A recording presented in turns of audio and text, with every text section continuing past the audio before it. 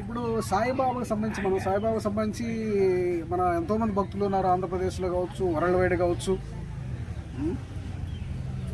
కానీ ఒక్కొక్కరు ఒక నామం తీసుకొని బాబా చేస్తుంటారు. ఒకరు సాయిబాబా అంటే, ఒకరు సాయిరామ్ అంటే, మరి ఇంకో నామంతో అట్లా ఏదో చేస్తుంటారు. వాళ్ళ ఓన్ క్రియేషన్, అన్ని నామాలు భగవంతుడు అయినా కూడా అనేక నామాలు తీసుకొని చేస్తుంటారు. కానీ బాబా గారు ఆమోద ముద్ర వేసింది సాయి అనే నామానికి.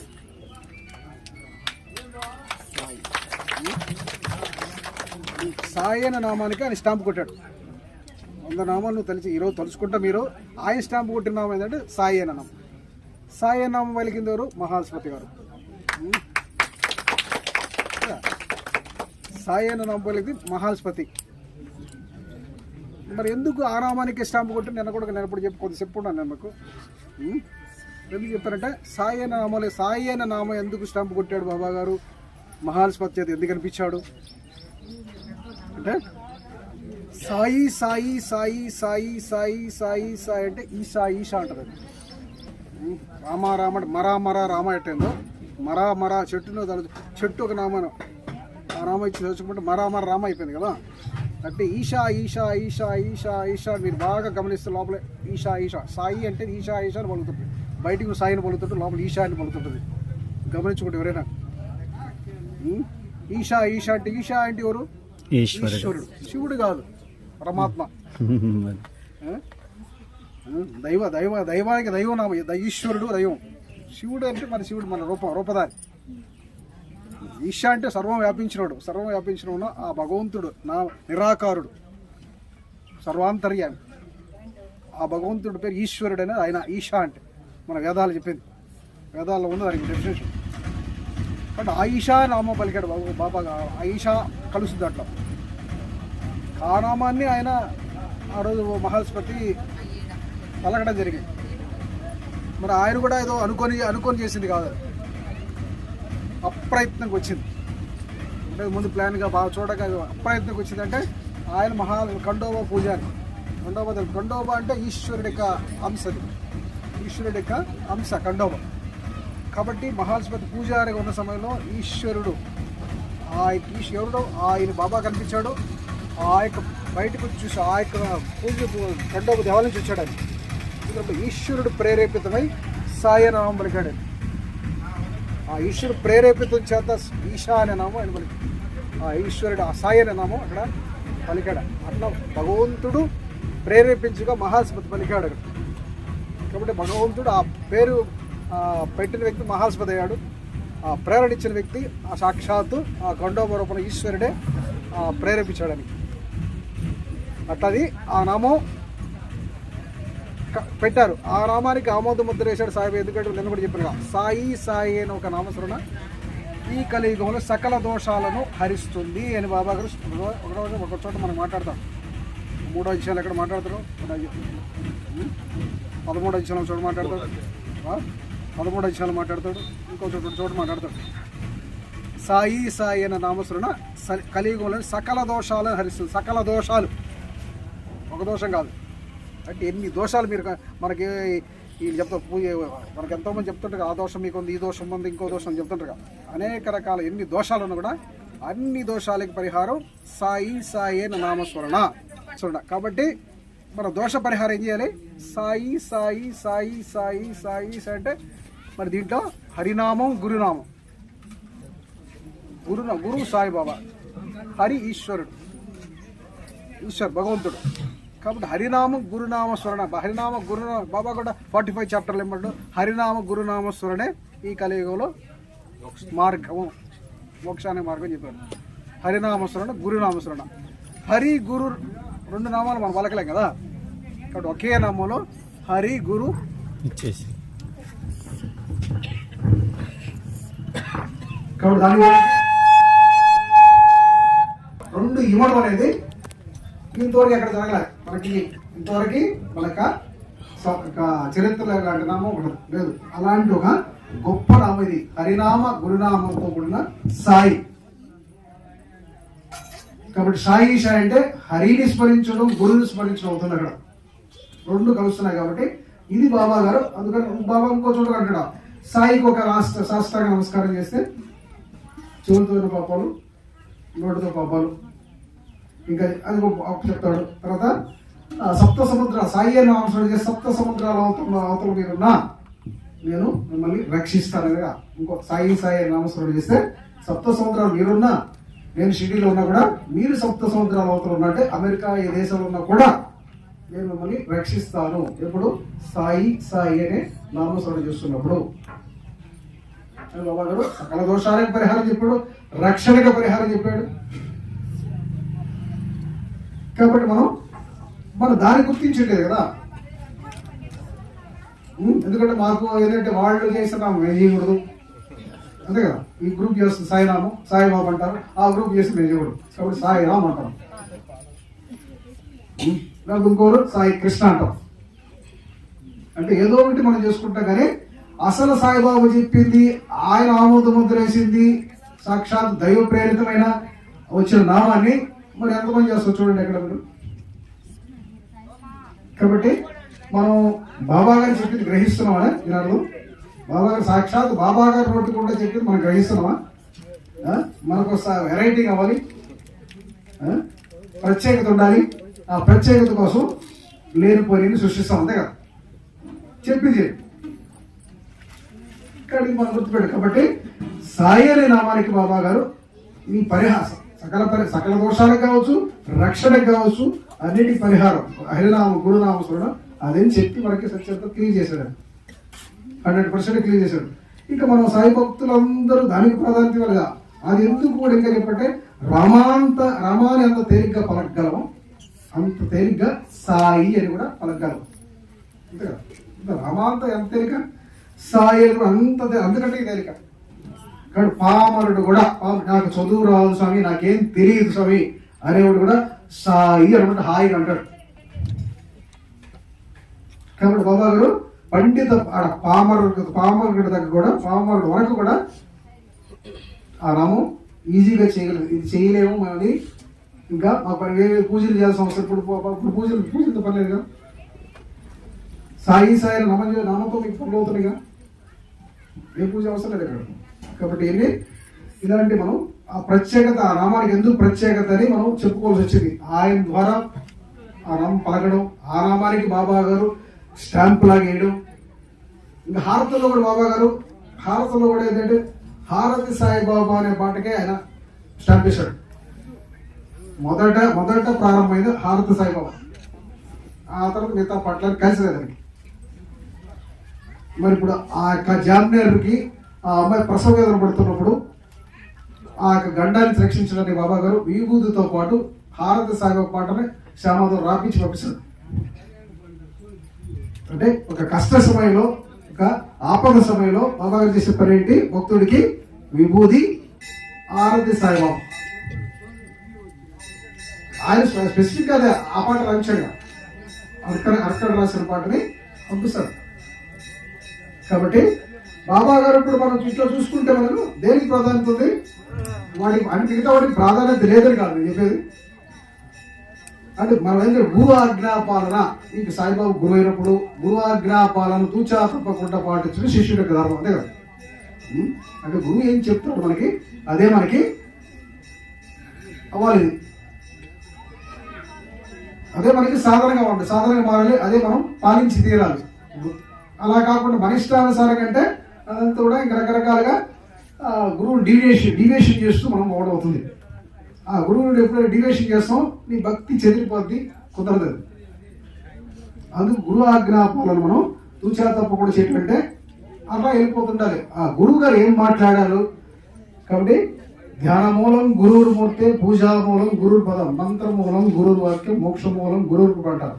ఇక గురు గీతల శ్లోకం అంటే ధ్యానానికి మూలం గురు యొక్క రూపము, పూజకి మూలం గురు యొక్క పాదాలు, పూజకి మూలం అంటే గురువు యొక్క పాదాలు, మంత్రం ఏంటి? గురువు యొక్క మాట, గురువు యొక్క మాటే మంత్రం, మంత్రం ప్రత్యేకం ఉండదు. అంటే గురువు ఏం మాట్లాడితే అది మంత్రం మాట అవుతుంది. ఇప్పుడు శ్యామ పాము గడిచింది, బాబా దగ్గర కూర్చాడు, బాబా అంటాం పో దిగిపో, ఎక్కావా కబడధార అన్నాడు. అదే పో దిగిపో అన్నాడు, ఎక్కావా కబడధార అన్నాడు. చూసేవాడికి ఏంటంటే శ్యామను తిడుతున్నట్టు అనిపిస్తుంది. శ్యామ పైకి వస్తుంటే బాబాగా అరుస్తున్నట్టు అనిపిస్తుంది. పాము కాటేసి ఆయన బాబా దగ్గరకు వస్తున్నాడు రక్షణ కోసం. బాబా అంటాడు, ఏ దొంగ పూజారు పో దిగిపో అంటున్నాడు. పైకి ఎక్కావా కబడధార అంటున్నాడు. మరి చూసేవాడికి శ్యామ రానిట్లేదు అనిపిస్తుంది. కానీ బాబా ఏం చేసింది అక్కడ, ఆ విషం ఆయన పైకి ప్రవహిస్తున్న విషాన్ని పో దిగిపో అన్నాడు. ఎక్కావంటే పైకి ఎక్కావంటే కబడధార్. ఎవరిని ఆజ్ఞాపిస్తున్నాడు బాబా గారు? విషాన్ని ఆజ్ఞాపిస్తున్నాడు. విషం అనేది ఒక పదార్థం, అది మనిషి కాదు మాట వింటానికి. ఒక పదార్థాన్ని ఆజ్ఞాపిస్తున్నాడు ఆయన. కాబట్టి బాబా గారి శక్తి ఏంటి? ఇప్పుడు పదార్థాలు కూడా అంటే మనుషులు అయితే మా అంటే నా మాట నీకు అర్థమవుతుంది, నువ్వు ఆలకిస్తావండి. ఒక పదార్థం మట్టి ఎట్లా ఆలకిస్తుంది నీ మాట? విషయం అనేది ఒక పదార్థం కదా. పాము కలిసిపోయింది. విషయం కాదు ఇప్పుడు లోపల ఉండేది. పాము అంటే సరే పాము కూడా వినొచ్చాము మరి మనం చెప్తే. ఇప్పుడు విషయం ఎట్లుంటది? విషయం ఎట్లుంటది? కాబట్టి దీని ద్వారా ఏంటంటే అన్ని భగవంతుడి కంట్రోల్లో, సర్వం భగవంతుడి కంట్రోల్, భావ కంట్రోల్ ఉన్నాయి మనకు తెలుస్తుందిగా. పదార్థం విష పదార్థాలు కూడా ఆయన ఆజ్ఞాపించి అది ఎక్కకుండా చేయగలిగిన బాబా. ఇక ఆయన కంట్రోల్ ఏంటంటే చెప్పడు. మాట్లాడే మనుషులు కాదు, మాట్లాడే జంతువులు కాదు, మరి పదార్థాల సహితం ఆయన ఆజ్ఞేస్తే విషయం కూడా కదా తగ్గిపోయింది. మరి ఇక్కడ మాట మంత్రమేగా. మంత్రం వేస్తే ఎంత తొందరగా కాటు విషయం తగ్గిపోతుందో ఓ దిగిపో అంటే తగ్గిపోయింది కదా. దీని మంత్రం చెప్పండి కదా. మామూలు చెప్పిస్తుంటారు మంత్రం, కళ్ళు మూసుకొని ఏదో చేస్తుంటారు. బాబా ఏం చేయలే, కళ్ళు మూసుకొని ఏం చేయలేక ఓ దిగిపో అన్నాడు, అంతే దిగిపోయింది. మరి అక్కడ సర్పాన్ని, ఒక సర్పం ఒక కప్పని కొట్టుకొని సర్పం తిట్టుంటుంది. అది మనుషులు ఉన్నప్పుడు బాబా గారు కప్ప రూపంలో ఉన్న మనిషికి పూర్వజన్మలో మనుషులు అప్పుడు మరి కప్పని పాము తింటుంటది. వాళ్ళ శత్రుత్వ కారణంగా శత్రుత్వ కారణంగా తింటుంటారు. తినడానికి ప్రయత్నిస్తుంటది. బాబా గారు అసలు అక్కడ వెళ్తాడు. ఏమంటాడు బాబా గారు? అరే వీరభద్రప్ప, ఇంకా నీకు సిగ్గు లేదట్రా పామును ఉద్దేశించి, ఇంకా శత్రుత్వం పెంచుకున్నావా? సిగ్గు లేదట్రా. ద్వేషాన్ని విడనాన్ని శాంతించు అంటాడు. ద్వేషాన్ని విడనాన్ని శాంతించు అంటాడు. అంటే పాముకి ద్వేషం ఉంది, కప్ప ఎడలా. కాబట్టి బాబా గారు ద్వేషాన్ని విడనాన్ని శాంతించు అన్నాడు. అంటే ఏం చేసింది? పాము కప్పను వదిలేసింది. కాబట్టి ఇప్పుడు మరి మన యొక్క మాటలు ఆలకించలేని పాము మరి బాబా గారు మాట మాట్లాడొచ్చదనే ఎట్లా కప్ప వదిలేసేది? మరి జంతువు, మట్టి, విషం సర్వం బాబా ఆజ్ఞానుసారంగా పనిచేస్తున్నాయని మనకు తెలుసుగా. బాబా ఆజ్ఞ లేకుండా ఏది పని చేయదు, ఎవరికి స్వతంత్రత లేదు ఈ ప్రపంచంలో మనకు తెలుసుగా. కాబట్టి అంతటి స్థాయి బాబాది.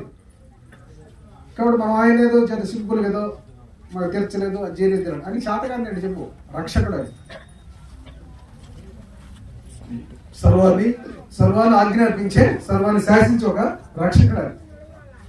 కాబట్టి మట్టి ఉంటుంది, విషం ఉంటుంది, పాము ఉంటున్నాయి, కప్పలు ఉంటున్నాయి, అన్నీ ఉంటున్నాయి. అలాంటి అంతటి శక్తి అది. కాబట్టి మనం ఆ స్థాయిలో భగవంతుని అర్థం చేసుకోవాలి ఉంటుంది. అప్పుడు భగవంతుడు ప్రతి మాట బాబా పూర్తి చెప్పాలంటే బాబా గారి తత్వం ఏంటంటే మూడు మాటలు ఆయన తత్వం అంటే ఆ మూడు మాటలు అయితే గుర్తుపెడతారు. ఒకటి ప్రేమతత్వం, సర్వ జీవుల్ని ప్రేమతో చూశాడు, ప్రేమతో ఆదరించాడు. ప్రేమతత్వం మొదట ఆయన. ఆ తర్వాత సమదృష్టి, సర్వ జీవుల్ని సమంగా చూశాడు. ఎంత ప్రేమించినోడు చూస్తాడు సార్ సమంగా. సర్వులు ప్రేమించినోడు సమంగా చూస్తాడు. ప్రేమించినోడు ఎవరి సమంగా చూడలేడు. కాబట్టి మనిషి ఉండాల్సిన మొదట ప్రేమ. ఆ తర్వాత ప్రేమ ఉన్నప్పుడే అందరినీ సమంగా చూస్తాడు. ఆ తర్వాత చూస్తాడు సేవాతత్వం. ఈ మూడే ఉంటుంది సాయిబాబాలు. మీరు సాయిబాబా లీలలన్నీ చూస్తే ఈ మూడే ఉంటాయి. సాయిబాబా జీవితం అంతా చూస్తే ఈ మూడింట్లు ఇమిడిపోతుంది.